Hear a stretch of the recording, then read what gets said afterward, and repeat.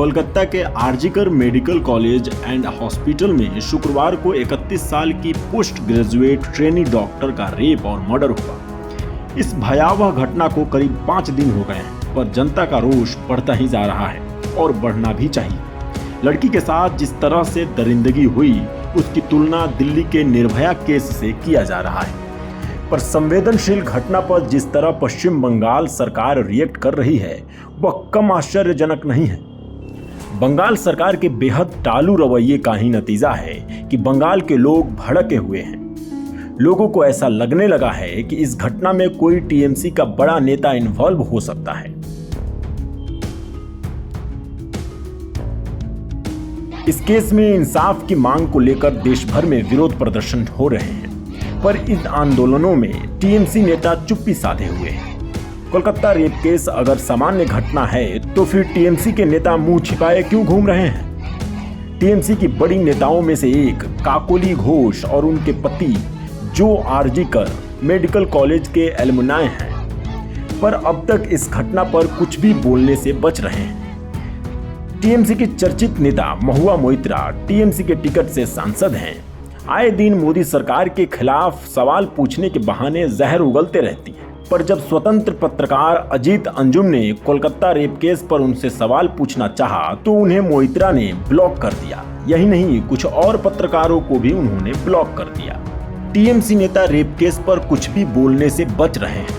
हालांकि इस बीच तृणमूल कांग्रेस के वरिष्ठ नेता और राज्यसभा सांसद सुखेंदु शेखर रे ने आरजीकर मेडिकल कॉलेज और अस्पताल में आधी रात को होने वाले विरोध प्रदर्शन में शामिल होने की बात कही। वरिष्ठ नेता ने इस बारे में एक्स पर जानकारी दी। उन्होंने कहा, मैं प्रदर्शन में शामिल होने जा रहा हूं क्योंकि लाखों बंगाली परिवारों की तरह मेरी भी एक बेटी है और छोटी पोती है। हमें उठ खड़ा होना चाहिए। महिलाओं के खिलाफ क्रूरता बहुत हो गई।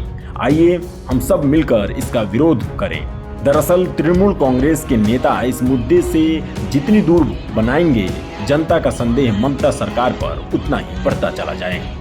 आरजीकर मेडिकल कॉलेज के हड़ताली डॉक्टर का कहना है कि अस्पताल के जिस सेमिनार हॉल में इस जघन्य अपराध को अंजाम दिया गया, उसे सील कर देना चाहिए था। सेमिनार हॉल को सील क्यों नहीं किया गया? ये सवाल काफी हद तक सही भी है। सड़क पर हादसे में किसी की मौत होती है तो उस जगह को कुछ देर के लिए ब्लॉक कर दिया जाता है। यहाँ तो एक लड़की को इतनी बुरी तरह से मारा गया, उसे पैर तक तोड़ दिए गए। उस लड़की के शरीर पर कोई कपड़ा भी नहीं था।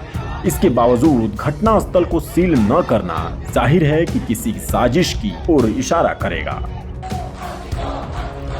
प्रदर्शनकारी डॉक्टरों का कहना है कि सेमिनार हॉल खुला रखने के पीछे तर्क दिया जा रहा है कि वहां रिपेयरिंग का काम होना था, लेकिन रिपेयरिंग का काम सेमिनार हॉल के बगल के कमरे में होना था। सेमिनार हॉल के भीतर सीसीटीवी कैमरा भी नहीं था। ये एक तरह की लापरवाही है।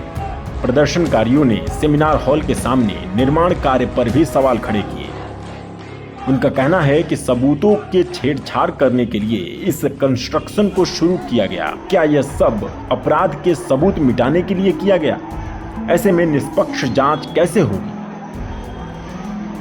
घटना जितनी विभत्स थी, उसके हिसाब से एक महिला मुख्यमंत्री से ये उम्मीद होती है कि वो ऐसे संवेदनशील मामलों पर ज्यादा संवेदनशीलता दिखाएगी, पर ऐसा हुआ नहीं। राज्य में मुख्य विपक्षी दल भारतीय जनता पार्टी की तरफ से सीबीआई जांच की मांग की जा रही है।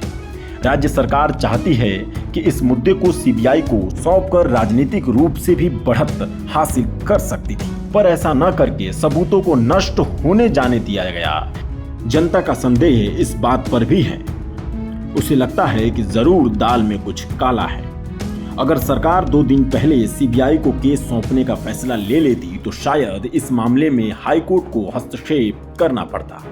भाजपा ही नहीं, इंडिया गठबंधन के दलों ने भी मुख्यमंत्री से सख्त कार्रवाई और पीड़ित परिवार को इंसाफ दिलाने की मांग की थी। हालांकि इसके बाद सत्तारूढ़ सरकार ने संदेश खाली मुद्दे पर भी इसी तरह के आरोप झेलने पड़े थे।